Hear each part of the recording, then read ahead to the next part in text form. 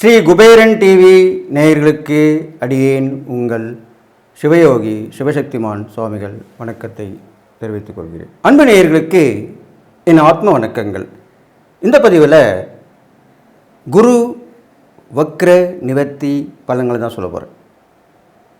இதனால் வரைக்கும் குரு வக்ரமாக இருந்தார். அந்த வக்ரகதி பலன்கள் சொல்லியிருந்தோம். வருகின்ற 11/2/2025 முதல் 10/5/2025 வரை இந்த நாட்களிலே வக்ர நிவர்த்தியாகி சிறப்பான பலனை தர இருக்கிறார். குருவாகப்பட்டவர் ரிஷபராசியிலே சஞ்சரித்து கொண்டிருக்கிறார். இதனால் வரைக்கும் வக்ரகதியில் இருந்தால் பின்னோக்கி நகர்தல், மேலும் அவருடைய தன்மை மாறி இருக்கும், குணநலன்கள் மாறி இருக்கும். அதுதான் வக்ரமம். சாதாரணமாக ஒருத்தனை இருக்கிறவனுக்கும் ஒரு தூக்க நிலையில் எழுப்பி ஒருத்தனை பார்க்கும் பொழுதும் ஒரு கெட்ட பழக்கங்களான அந்த குடித்து அந்த நிலைமையில் இருக்கும் ஒரு மனிதனுக்கும் வித்தியாசம் இருக்கிறது. அதே போன்று தான் அந்த குணநலங்கள் மாறி இருக்கும். அதுக்குண்டான பலன்களை முன்னமே சொல்லியிருந்தோம். இப்பொழுது அந்த வக்ர கதியில் இருந்த குரு பகவான் வக்ர நிவர்த்தி ஆகிறார்.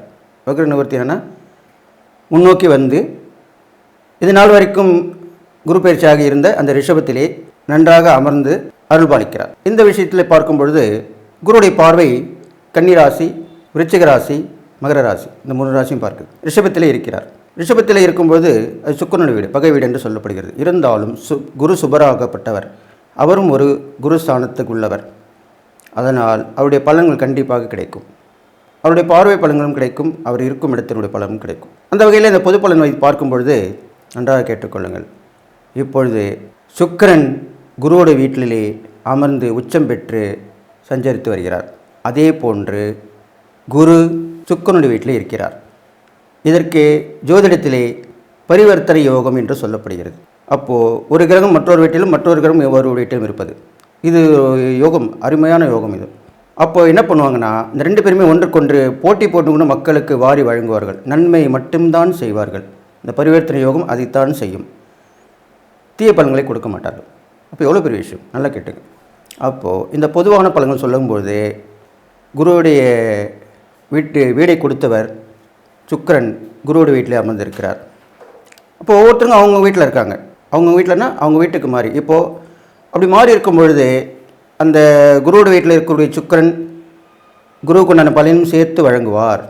அதே போன்று சுக்கிரனுடைய வீட்டில் இருக்கும் குரு சுக்கிரனுடைய பலனும் சேர்த்து வழங்குவார். இதுதான், அதுக்காக தான் அப்படி சொல்லியிருக்கேன்.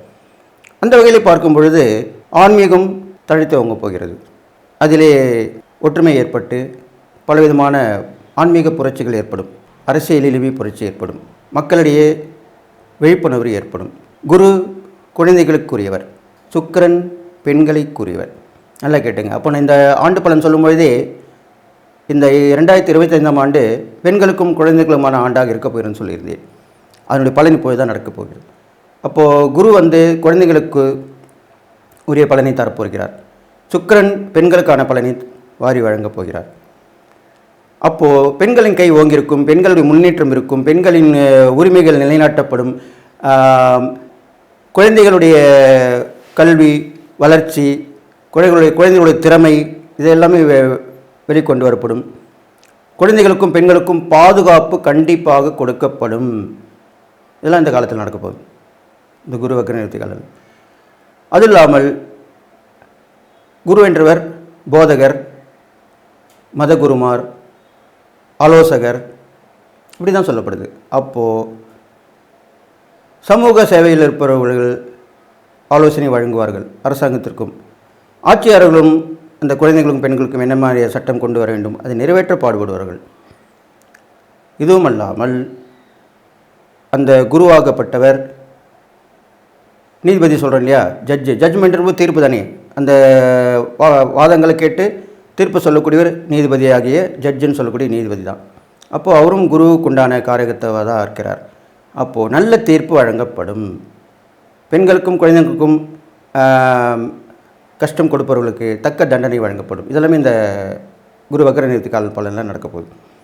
இது இல்லாமல் புதிய கல்விக் கொள்கை ஏற்படுத்தப்படும், கண்டிப்பாக ஏற்படுத்தப்படும். அது இல்லாமல் நாட்டில் மக்களிடையே பாகுபாடின்றி ஒற்றுமை உணர்வு ஏற்படும். எல்லா மதத்திலும் ஒன்றிணைவாங்க, எல்லா ஆன்மீகவாதியும் ஒன்றிணைவாங்க. அரசியலில் கூட ஒற்றுமை ஏற்படும். அவரவர்கள் கூட்டணி அமைத்துக் கொள்வார்கள். ஒரு விமர்சிப்பதை குறையும். அது மாதிரி காலகட்டங்கள் தான் இப்போ வரப்போகுது. இதெல்லாமே நடக்க போகுது. நாட்டில் பணப்பற்றாக்குறை தீரும், பணம் பழிகள் வந்து சேரும். ஏழை எளிய மக்களுக்கு பணத்தை எப்படி கொடுப்பது, எந்த வகையில் கொடுப்பது என்று அரசாங்கம் ஆலோசித்து, மத்திய அரசாங்கம் சரி, நமது மாநில அரசாங்கம் சரி, அதுக்குண்டான வழிவகைகளை ஏற்படுத்தி கொடுப்பார்கள். பெண்களுக்கு நிறைய கடன் வசதிகள் கிடைக்கும். குழந்தைகளின் படிப்பு செலவிற்கு உண்டான கடன்கள் கண்டிப்பாக கொடுக்கப்படும்.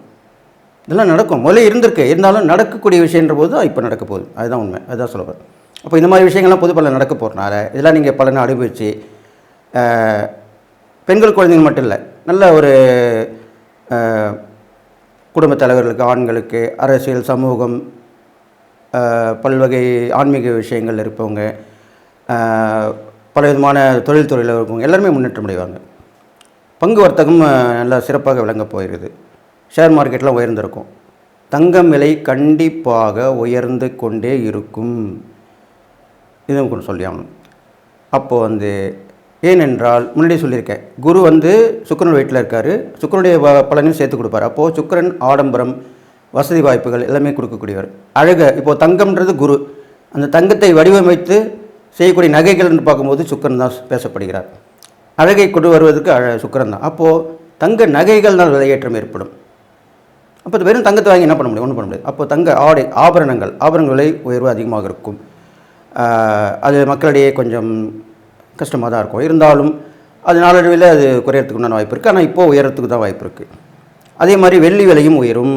ஏனென்றால் சுக்கிரன் வெள்ளிக்குரியவர். அவர் குருவோட வீட்டில் இருக்கார் இல்லையா? அப்போ அதிகமான பலனை கொடுப்பார். அப்போது வெள்ளியோட விலையும் இப்போது ஏற்றத்து, இப்போ தங்க ஏறுமோ வெள்ளியும் ஏறுதான், அதுவும் ஏற்றமாக இருக்கும். இதனால் நல்ல பலன்கள் கிடைக்கும். இதெல்லாம் நற்பலன்களை அனுபவித்து நீங்கள் அடுத்து வரும் நான் 12 ராசிக்குள்ள நான் இந்த குரு வக்கரநிதி ஒரு பலனை சொல்ல போகிறேன். அன்பு நேயர்களே, 12 ராசிகளுக்கு உண்டான குரு வக்கரநிதி பலன் தான் சொல்லுவார். அந்த வகையில் இப்போது சிம்மராசிக்காரன் சொல்ல போகிறேன். சிம்மராசிக்கு குரு 10ஆம் இடத்துல வந்துருக்கு. வக்ரகதியில் இருந்தனால கொஞ்சம் நற்பலன்லாம் ஏற்பட்டிருந்தது. ஆனால் இப்போ திருப்பி வக்ர நிவர்த்தி ஆகிட்டார். இப்போ அந்த 10ஆம் இடத்து பலன் தான் அவர் கொடுத்தா ஆகணும் கண்டிப்பாக. இருந்தாலும் அவருடைய பார்வை பலன் கண்டிப்பாக நல்லது செய்யும். அதை பார்த்து சந்தோஷப்படுங்க. 10ல் குரு இருந்தால் பதவி பாழுன்னு சொல்லுது சாஸ்திரம். பதவி பாழுன்னா என்ன? உத்தியோகம் நிலைக்காமல் போயிடும். உத்தியோகத்தில் இருந்தால் வேறு வேலைக்கு போக வேண்டிய நிலைமை வரும். நல்ல வேலை இருக்குங்க, திடீர்னு நிறுத்திடுவாங்க ஏதாவது காரணம் காட்டி. அடுத்த வேலைக்கு போக கஷ்டமாக இருக்கும், வேலை கிடைக்காமல் இருக்கும். வேலை கிடைச்சாலும் அதுக்கேற்ற கூலி கிடைக்காது. இப்படி எல்லாமே இருக்கும். தொழில் வியாபாரம் எல்லாமே இப்படி தான் பிரச்சனையாக இருக்கும். ஆனால் வக்ரகதியில் நல்லா இருந்திருக்கும். இப்போதைக்கு வக்ர நிவர்த்தி ஆகிட்டார். திருப்பி அந்த பிரச்சனை தொடர்ந்தாலும் இந்த தடவை எப்படின்னு கேட்டிங்கன்னா, குரு பலன் மட்டும் கிடைக்காது உங்களுக்கு, சுக்கிரனை பலன் சேர்த்து கொடுப்பார். இந்த பரிவர்த்தனை யோகம் இப்போ வேலை செஞ்சுட்டுருக்கு. அதனால் சுக்கிரனுடைய பலனும் கிடைக்கிறனால உங்களுக்கு சைட் சப்போர்ட் கிடைக்கும். அப்போ எப்படின்னு கேட்டிங்கன்னா, சுக்கிரன் பெண் கிரகம். அப்போது கணவன் இருந்தால் மனைவி மூலியமாகவும், தாயார் மூலியமாகவும், மாமியார் மூலியமாகவும், அக்கால் தங்கை மூலமாகவும் கண்டிப்பாக உதவிகள் கிடைக்கும். இவங்களாம் உதவி செய்யக்கூடியவங்க தானே. அப்போ நீங்கள் கஷ்டமாக இருக்கும்போது கண்டிப்பாக உதவி செய்வாங்க தானே. அதனால தான் சொல்லியிருக்கேன். அப்போது அது ஓரளவுக்கு நல்லது நடக்கும் உங்களுக்கு. அடுத்ததாக உங்களுடைய ராசிக்கு 2, 4, 6 3 இடத்தையும் பார்க்குறாங்க. 2ஆம் இடத்தை பார்க்கறனால சொன்னேன் இல்லையா, அது மூலிமா பணம் வரும், பணப்பற்றாக்குறை தரும், ஏதோ ஒரு வகையில் பணம் வந்துடும், உதவி பண்ணுவாங்க. குடும்பத்தில் ஒரு ஒற்றுமை பண்ணுவாங்க. சண்டை சச்சரவு சந்தோஷப்பட்டு ஒற்றுமைப்படுவாங்க, பஞ்சாயத்து பண்ணி சேர்த்து வைப்பாங்க. இது மாதிரிலாம் பண்ணுவாங்க. அதுக்கு தான் பெரியவங்க இருக்கணும்னு சொல்கிறது. வீட்டுக்கு கூட பெரியவங்க இருக்கிறது அதுக்கு தான். இப்படி வீட்டுக்கு கூட பெரியவங்க இருந்தாலே நம்ம கோர்ட்டு கேஸ்னு போக மாட்டோம், அவங்களே சால்வ் பண்ணுவாங்க. அந்த காலத்தில் பெரியவங்க தான் பஞ்சாயத்து தலைவராக இருப்பாங்க ஒவ்வொரு வீட்டுக்குமே. அது மீறி தான் அங்கே பஞ்சாயத்து தலைவர்னு ஒருத்தர் இருப்பார். அவர் மரத்தடியில் போயிருப்பார் அந்த காலத்தில். அப்போ அவங்க சொல்கிறத கேட்பாங்க. இப்போ அந்த கோர்ட்டு கேஸ்னு வந்துட்டனாலாம் இழுத்துனே போகுது, பல வருஷங்கள் ஆகுது. அது யாருமே யோசிக்க மாட்டாங்க. ஒரு கோர்ட்டு கேஸ்னு போயிட்டாலே இவ்வளோ வருஷமாகவே நம்மளுக்கும் செலவு, எதிராளிக்கும் செலவு. இதில் வழக்கறிஞர்கள் தான் நிறைய இது பண்ணுவாங்க, நினைப்பாங்க. இப்போல்லாம் நீதிபதிகள் உடனே தீர்ப்பும் கொடுக்க மாட்டுறாங்க. பலவித காரணனால தள்ளி போகுது. அது எல்லாமே யோசிக்க மாட்டாங்க யாருமே. எல்லாம் யோசித்தாலே அந்தளவுக்கு போக மாட்டாங்க. குடும்பம் வரைக்கும் பஞ்சாயத்து மூலியம் தீர்த்துப்பாங்க. அப்படிப்பட்ட பஞ்சாயத்து மூலியம் தான் இப்போ உங்கள் இந்த வக்ரநிதி பலன் இருக்க போகுது. கண்டிப்பாக பஞ்சாயத்து மூலிமா தீர்க்கப்படும். அடுத்ததாக 4ஆம் இடத்தை பார்க்கறனால ஓரளவுக்கு வீடு மாற்றங்கள் ஏற்படும். ஒரு செகண்ட் ஹேண்ட் வீடு அது கூட கிடைக்கும். ஏதோ சொற்பளவில் ஏதோ ஒரு உதவி பண்ணுவாங்க யாராச்சும். சரி ரொம்ப கஷ்டப்படுற, கொஞ்ச நாளைக்கு இந்த என்னுடைய வீட்டை எடுத்துக்கோ, யூஸ் பண்ணு, இல்லைனா கொஞ்சம் கொஞ்சமாக பணம் கொடுத்து அந்த வீட்டை வாங்கிக்கோ அப்படிலாம் சொல்லுவாங்க. அப்போ யார் சொல்லுவாங்க? இந்த மாதிரி நல்ல நட்பும் நல்ல ஒரு உறவும், அந்த உறவு வந்து ரொம்ப நெருங்கி வருவார், இவங்க தான் பண்ணுவாங்க. அவங்க மூலிமா கண்டிப்பாக கிடைக்கும். அதே மாதிரி வண்டி வாங்குவீங்க, செகண்ட் ஹேண்டில் வாங்குவீங்க, ஓரளவுக்கு கொஞ்சம் நிம்மதியாக இருப்பீங்க இந்த வக்ரநிவர்த்தியில். அது 6ஆம் இடத்தையும் பார்க்கறனால நோய் நொடியெல்லாம் விலகிடும், எதிரிகள் தொல்லை அகன்றுடும், கடன்கள் கிடைக்கும். கடன் வாங்கி அப்படியே ஒப்பேற்றுருவீங்க. அவன் பார்ப்பா கடன்லேயும் சில பேர் சொல்லுவாங்க, அவன் பார் கடன்லேயும் வாழ்ந்துன்னு இருக்கான், கடன் வாங்கி கடன் கொடுக்குறான், கடன் வாங்கி கடன் கொடுக்குறான், இப்படி தான் வாழ்க்கை போயின்னே இருக்கணும். ஆனால் உங்களுக்கு அப்படி இருக்காது. இருந்தாலும் இப்போ உள்ள காலகட்டத்தில் அந்த மாதிரி நடக்க போகுது. எப்பயுமே அவங்கவுங்களோட சுய ஜாதகத்தை பார்த்து தான் இதெல்லாம் பார்த்து தெரிஞ்சுக்கணும். இப்போ நாங்கள் சொல்கிறது எல்லாமே கோச்சார பலன் தான். இதெல்லாம் வந்து நிரந்தரமான பலன்கள் அல்ல, குறுகிய காலம் வரைக்கும் தான், அதுக்கப்புறம் சரியாக போயிடும். உங்கள் ஜாதகப்படி பார்க்கறது தான் உண்மையான பலனாக சொல்லப்படும். அப்போ உங்கள் ஜாதகத்தை நாங்கள் எப்படி பார்க்க முடியும்? எங்கிட்ட வரும்போது தான் நீங்கள் பார்க்க முடியும். அப்போ பொதுவாக சொல்லக்கூடிய இந்த கோச்சார பலன்கள் பொதுவான பலனாக தான் எடுத்துக்கணும். அது ஒரு சிலருக்கு கரெக்டாக இருக்கும், நல்லாயிருக்கும், சில பேருக்கு வராது. அதுக்காக நம்மளுக்கு நடக்கலைன்னு கூட கவலைப்படக்கூடாது.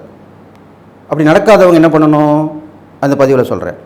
இப்போ அந்த பொது பலன்கள் நடந்தாக்கா நல்லது, சந்தோஷம். நடக்காதவங்க சுயஜாதகத்துன்னு போயிட்டு நல்ல அனுபவம் வாய்ந்த தகுதி வாய்ந்த ஜோதிடரை பார்த்து தெரிஞ்சுக்கணும். பார்த்து இதில் ஒன்று நான் சொல்லுவேன், நிறைய பீஸ் வாங்குறவங்க எல்லாமே நிறைய அனுபவம் வாய்ந்தவங்கன்னு கண்டிப்பாக சொல்ல முடியாது.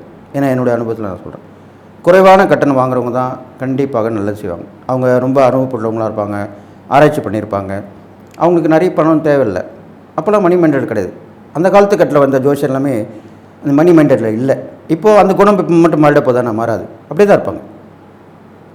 அப்போது அவங்கள தான் நீங்கள் தேடி போய் பார்க்கணும். ஆனால் புதுசாக வந்தவங்களுக்கும் இருக்கும். அவங்க நீங்கள் போய் ஆராய்ச்சி ஒரு தடவை பார்த்துட்டீங்கன்னா தெரிஞ்சிடும். திருப்பி அடுத்த தடவை நீங்கள் அங்கே போக வேண்டிய அவசியம் இல்லை. அப்போ நீங்கள் எதுவுமே ஆராய்ச்சி அனுபவிட்டு பாருங்கள். புதுசாக வந்தவங்ககிட்டே நல்ல பலன் கிடைக்கும், பழையதான் இருக்கும். புதுசாக வந்தவங்களும் கம்மியாக வாங்குறவங்களும் இருக்காங்க. எல்லா இதுவுமே நல்லவங்களும் இருக்காங்க, கெட்டவங்களும் இருக்காங்க. நீங்கள் நாடி செல்வது நல்லவர்களையும் அனுபவம் வாய்ந்தவர்களையும் ஆராய்ச்சி பண்ணியவர்களையும் நல்ல பலன்களை சொல்லக்கூடியவர்களும் குறைந்த கட்டணம் வாங்குவதும் நீங்கள் போய் பார்க்கணும்.